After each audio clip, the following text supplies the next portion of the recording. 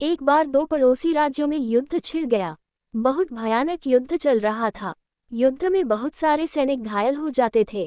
दोनों राज्यों की सेना में ऐसी कर्मचारी भर्ती किए गए थे जिनका काम था युद्धस्थल पर जाकर अपनी अपनी सेना के घायल सैनिकों की मरहम पट्टी करना और उन्हें पानी पिलाना।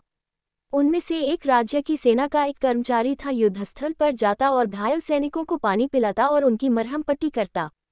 उसे जो भी घायल सैनिक नजर आता, चाहे वह उसकी अपनी सेना का हो या विरोधी राज्य की सेना का हो, उसकी सेवा करता। इस बात पर कुछ सैनिक ने राजा को शिकायत की, एक कर्मचारी विरोधी राज्य के घायल सैनिकों को भी मरहम पट्टी करता और उन्हें पानी पिलाता है।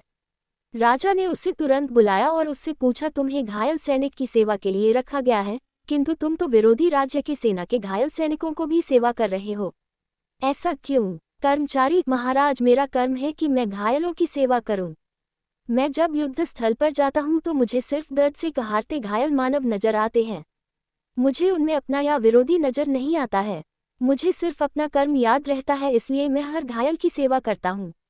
कर्मचारी की बात सुनकर राजा ने उसे गले से लगा लिया और कहा, तुम सच्चे सेवक हो।